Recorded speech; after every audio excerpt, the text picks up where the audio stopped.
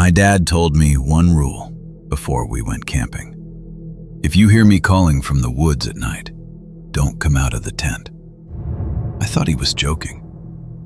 I understand now, he wasn't talking about himself. It was just supposed to be a normal weekend trip. Just me and my dad, deep in the mountains, miles away from the nearest road. No signal, no people. Just trees, cold air, and the sound of insects that never seemed to stop moving. We set up camp just before dark. Dad built the fire while I set up the tent. By the time we finished eating, the flames were dying down to embers.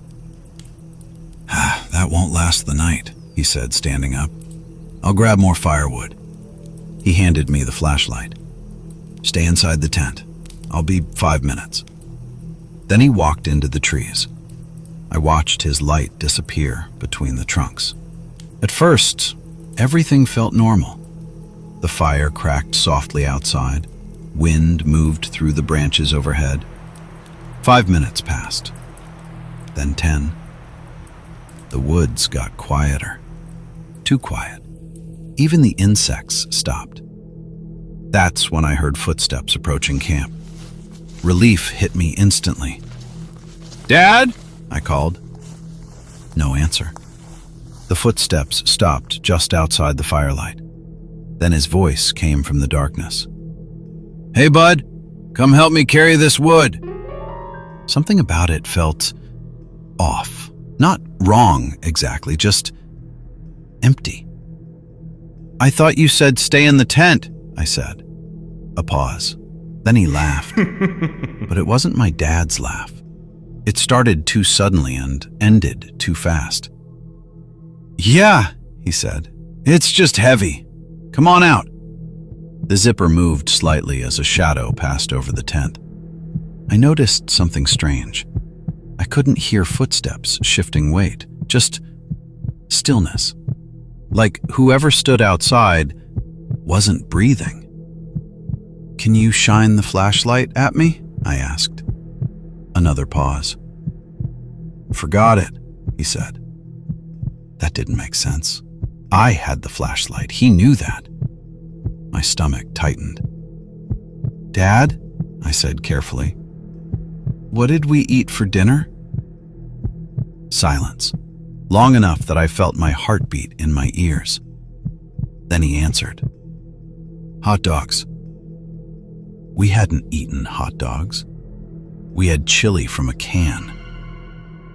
The voice outside shifted closer to the tent. The fabric pressed inward slightly. "Come out," it said again. This time the voice sounded better, more natural, like it had adjusted something, learned. "Please," it added softly. "I need help." And then I heard something else behind it, farther into the woods. A weak voice. My dad's voice. Screaming. The thing outside froze. Its head turned toward the distant sound.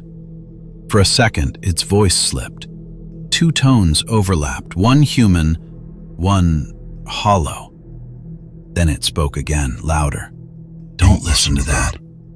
That's not me."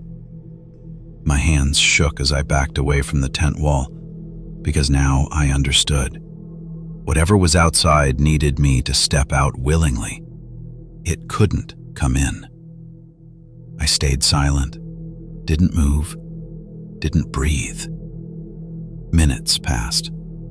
Then the thing began walking slowly around the tent, dragging footsteps now, imitating how a tired person walks, trying different sounds, different versions of my dad's voice. Angry, concerned, begging, crying. Each one almost perfect. Almost. Finally it stopped, right beside my head, and whispered through the fabric. "I can wait longer than you." I didn't sleep that night. I didn't move until sunrise burned through the trees. When I finally unzipped the tent, the firewood was stacked neatly outside. No footprints, no blood, no sign of my dad.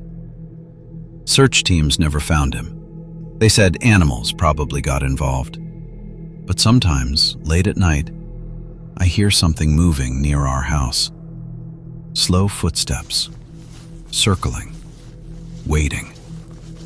And every once in a while, I hear my dad's voice outside my window. Perfect now. Calling my name, asking me to come help carry the firewood.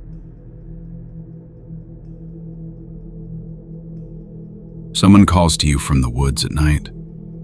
Make sure they remember something only you would know. Because whatever answers back might sound right, might look right, might even know your name.